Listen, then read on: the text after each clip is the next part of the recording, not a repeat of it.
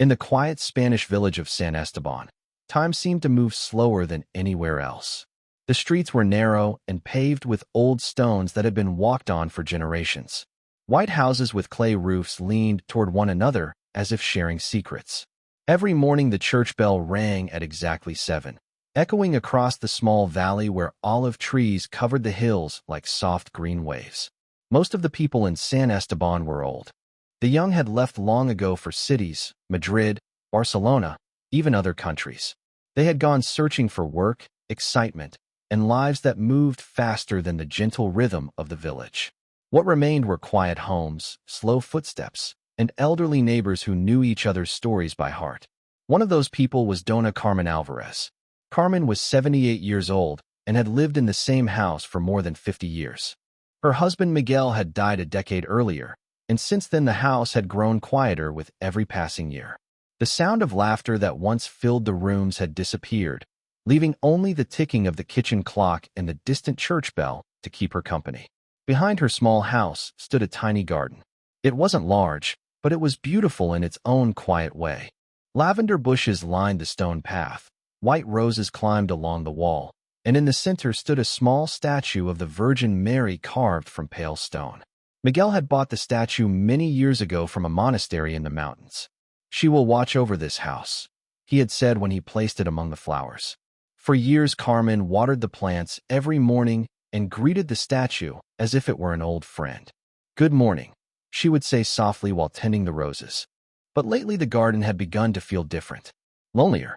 Most days Carmen sat alone on the wooden bench beside the statue, listening to the wind move through the olive trees beyond the wall.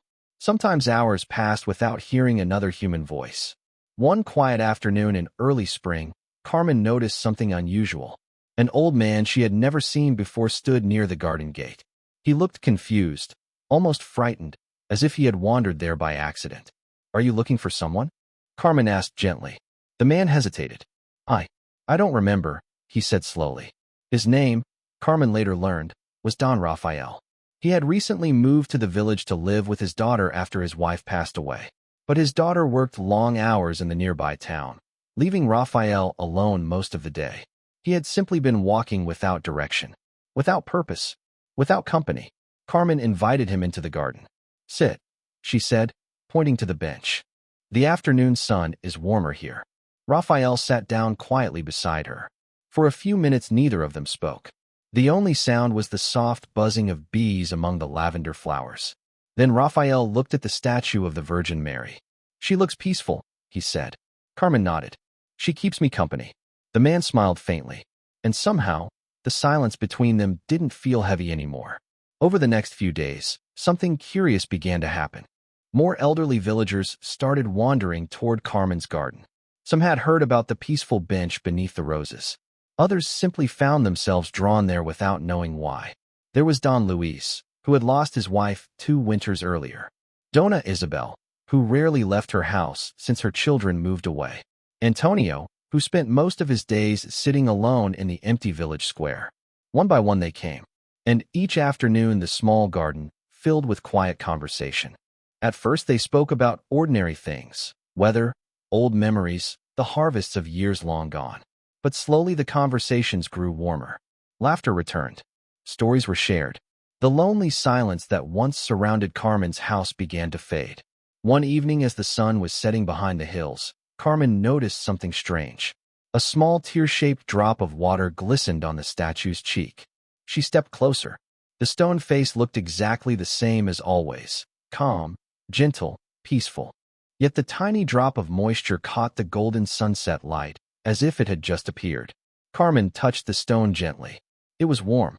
Behind her, Rafael spoke quietly. "Perhaps she's happy." Carmen turned back toward the statue. For the first time in many years, the garden did not feel lonely. And somehow she sensed that the Virgin Mary was watching the small group of elderly villagers gathered beneath the roses, watching them find companionship again, watching them remember that none of them were truly alone. And from that evening forward, the little garden of San Esteban would begin to change the lives of many forgotten people. But none of them yet understood how far that change would go. Word about Carmen's garden began spreading quietly through San Esteban. At first, it moved the way news usually travels in small villages, through slow conversations outside the bakery, whispered remarks after Sunday Mass, and quiet chats between neighbors leaning over garden walls. "Have you heard?" someone would say. "Carmen Alvarez has people visiting her garden every afternoon now." For many years, Carmen's house had been one of the quietest in the village. Now, almost every day, elderly neighbors could be seen walking slowly toward the little stone gate behind her home. No one had officially invited them, yet somehow they kept coming. Some arrived out of curiosity. Others came because they had nowhere else to go. One afternoon, Dona Isabel appeared. Isabel had once been the village schoolteacher. For 30 years, she had taught children how to read and write inside the small white building near the church. But after retiring, her life had grown very quiet. The school was closed now. The children had moved away. Most days, Isabel sat alone near her window, watching the empty street. That afternoon, she walked slowly down the path to Carmen's house. She stopped when she reached the garden gate. Inside, Carmen and Don Rafael were sitting on the wooden bench beside the statue of the Virgin Mary, speaking softly while the warm sun lit the lavender flowers. "May I come in?" Isabel asked shyly. "Of course," Carmen said with a smile. "There is always space here." Isabel stepped inside the garden. She noticed the statue immediately. The pale stone figure stood calmly among the roses, hands gently open, as if welcoming everyone who entered. For several minutes, the three elderly villagers simply sat together. At first, the conversation was slow, but slowly, memories began to appear. Stories of childhood, stories of the harvest festivals from long ago, stories of people who had once filled the streets of San Esteban with laughter. Soon Isabel was smiling in a way she hadn't smiled in years. The next day she returned. Then Antonio arrived. Antonio had been the village postman for almost 40 years. He had once walked every road in the valley delivering letters and packages to families who waited eagerly at their gates. But since retiring, he rarely spoke to anyone. He had grown used to eating lunch alone, to drinking coffee alone, to walking through the village square while younger people passed without noticing him. When Antonio first entered Carmen's garden, he seemed uncertain. But the moment he sat on the wooden bench beneath the olive branches, something changed. The quiet loneliness he had carried for years began to soften. Within a week, the garden was full almost every afternoon. Sometimes 5 or 6 elderly villagers gathered beneath the roses. Sometimes 10.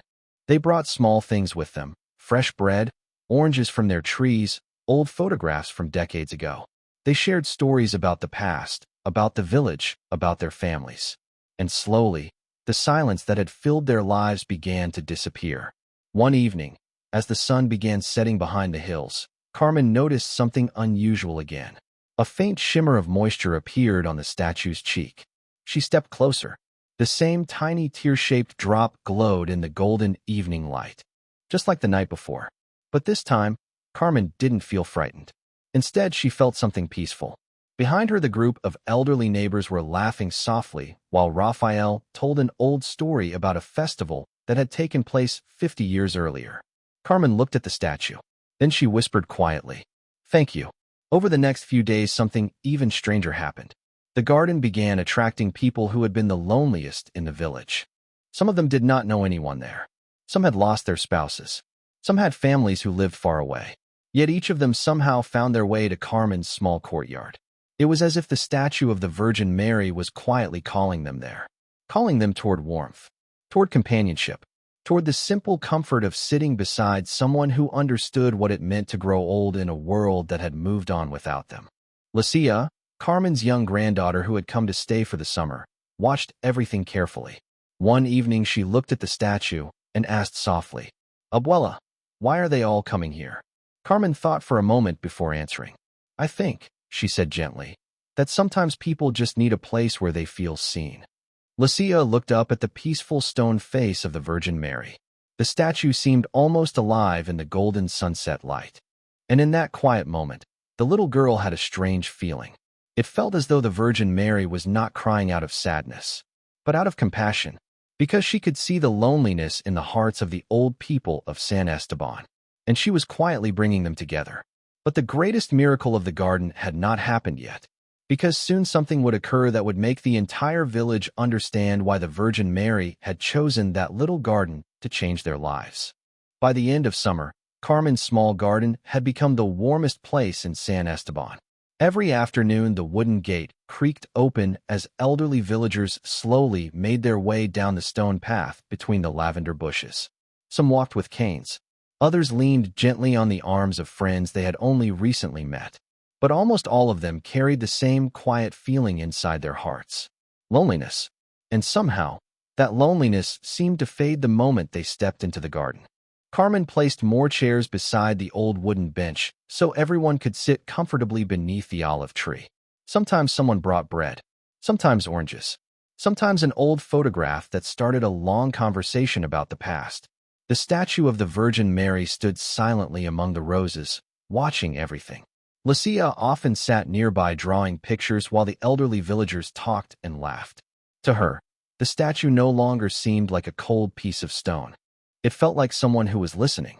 One afternoon, a new visitor arrived. Her name was Dona Teresa. Teresa had once been known as one of the happiest women in the village. Many years earlier, she had run the small grocery store near the church. She knew every family, every child, every birthday. People said her laughter could be heard from the street whenever someone told a funny story. But after her husband died 2 years earlier, everything changed. The shop closed. Teresa stopped leaving her house. Some villagers said they had not seen her smile in more than a year. That afternoon, she appeared slowly at Carmen's garden gate. She stood there for a long moment, unsure whether she should step inside. Lucia was the first to notice her. "Abuela," the little girl whispered, "someone is here." Carmen turned. When she saw Teresa, she immediately stood up. "Teresa," Carmen said softly, "please come in." The woman hesitated. Then she walked into the garden. Her movements were slow, as if the weight of grief still rested heavily on her shoulders. The other elderly visitors greeted her quietly. No one asked difficult questions. No one mentioned the past. They simply made space for her on the bench. For a long time, Teresa said nothing. She looked at the ground while the others spoke about ordinary things: the weather, the olives that would soon be ready for harvest, the memories of old village festivals. Lucia watched her carefully. The little girl stood up and walked toward the statue of the Virgin Mary. Then she did something unexpected. She picked a small white rose from the garden and brought it to Teresa. "This is for you," Lucia said. Teresa looked surprised. "Why?" she asked softly. Lucia pointed toward the statue. "She likes when people smile." The woman looked up at the statue for the first time. The pale stone face seemed calm and gentle in the warm afternoon light. For several seconds, Teresa stared at it. Then something very small happened. The corners of her mouth moved slightly. It was not a full smile, but it was the first one anyone had seen from her in a very long time. The group continued talking as the sun slowly began to set behind the hills. Carmen noticed something unusual again. A tiny drop of moisture appeared on the statue's cheek. Then another. The small tear-shaped droplets shimmered softly in the golden evening light. Lucia saw them too, but this time she didn't say anything. Instead, she looked toward Teresa. The woman was listening to Don Rafael tell a story about the old village festival that used to happen every summer. For the first time in years, Teresa's eyes looked brighter. The sadness that had surrounded her seemed to soften. Carmen stepped closer to the statue. She looked at the tiny tears forming on the stone face. But instead of feeling confusion, she felt something else: peace, because she realized something important. The Virgin Mary wasn't crying because the villagers were lonely. She was crying because she could see their kindness returning. One by one, the elderly people of San Esteban were remembering how to care for each other again. That evening, Teresa stayed longer than anyone else. When she finally stood up to leave, she turned toward Carmen. "May I come back tomorrow?" she asked quietly. Carmen smiled. "Of course." Teresa looked at the statue one more time before leaving. The tiny tears had already disappeared, but the garden felt warmer than ever. And Lucia suddenly understood something her grandmother had not yet said aloud. The Virgin Mary was not performing a miracle of stone. She was performing a miracle of hearts. But the greatest change in San Esteban was still waiting to happen, because soon the entire village would discover what the garden had become: a place where no elderly person would ever feel forgotten again. Autumn arrived slowly in San Esteban. The air became cooler, and the olive trees surrounding the village turned a deeper shade of green. The fields beyond the hills shimmered softly in the golden light of late afternoons, and the church bell echoed farther across the valley as the evenings grew quieter. But one place in the village was no longer quiet. Carmen's garden. Every afternoon, the small stone path leading to the gate filled with slow footsteps. Elderly villagers who once spent their days alone in silent houses now walked together toward the courtyard beneath the olive tree. Some came with walking sticks. Some came arm in arm with neighbors. Some came carrying bread, fruit, or small homemade pastries to share. What had once been a lonely garden had become the warmest place in the entire village. Lucia loved watching it happen. She sat on the wooden bench with her notebook, drawing pictures of the people who gathered there. She drew Don Raphael laughing as he told stories. She drew Dona Isabel explaining old-school lessons to anyone who would listen. She even drew Dona Teresa smiling, something that had seemed impossible only weeks earlier. And always, at the center of the garden, stood the statue of the Virgin Mary. Quiet, watching, listening. The small tears no longer appeared every day, but sometimes, in the soft golden light of evening, Carmen would notice a faint shimmer on the statue's cheek. Whenever that happened, something beautiful seemed to follow. A new visitor would arrive, or someone who had been silent for months would suddenly begin telling a story, or laughter would echo through the courtyard louder than it had in years. It was as if the Virgin Mary was gently guiding the people of San Esteban back toward one another. One evening, as the sun began to sink behind the hills, Carmen looked around the garden. Nearly 15 elderly villagers sat together beneath the olive tree. They were sharing bread, olives, and memories from long ago. Some spoke slowly, some listened quietly, but every face held something that had once been missing. Connection. Carmen felt tears fill her own eyes. For years she had believed that loneliness was simply a part of growing old. But now she saw something different. People didn't need miracles of gold or thunder. Sometimes they only needed a place where someone cared enough to sit beside them. Lucia walked over to the statue and looked up at its calm stone face. "Thank you," the little girl whispered. Behind her, the sound of gentle laughter filled the garden. Don Raphael had just told another old story about a harvest festival from 50 years ago. Teresa was laughing so hard she had to wipe her eyes. Even the quiet Antonio was smiling. Lucia turned back toward her grandmother. "Abuela," she asked softly, "why did the Virgin Mary help them?" Carmen thought for a moment. Then she answered gently, "Because sometimes the hardest thing in the world is not illness or age." Lucia tilted her head. "What is it then?" Carmen looked around the courtyard where the elderly villagers sat together in the warm evening light. "The hardest thing," she said, "is feeling forgotten." Lucia looked again at the statue. The last sunlight touched the pale stone face, making it glow softly among the roses. And for a brief moment, Carmen thought she saw the faintest shimmer of moisture beneath the statue's eyes once more. But this time she understood. They were not tears of sadness. They were tears of compassion. Because the Virgin Mary had done something simple but powerful. She had created a place where old people who felt invisible to the world could once again feel seen.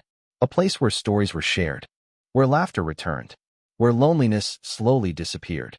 From that day forward, the people of San Esteban began calling Carmen's courtyard the Garden of Mary. And no elderly person in the village ever spent another afternoon alone. The statue of the Virgin Mary still stands there today among the roses and lavender. Quiet, peaceful, watching over a small garden where the greatest miracle was not stone or tears. The greatest miracle was people remembering to care for one another again.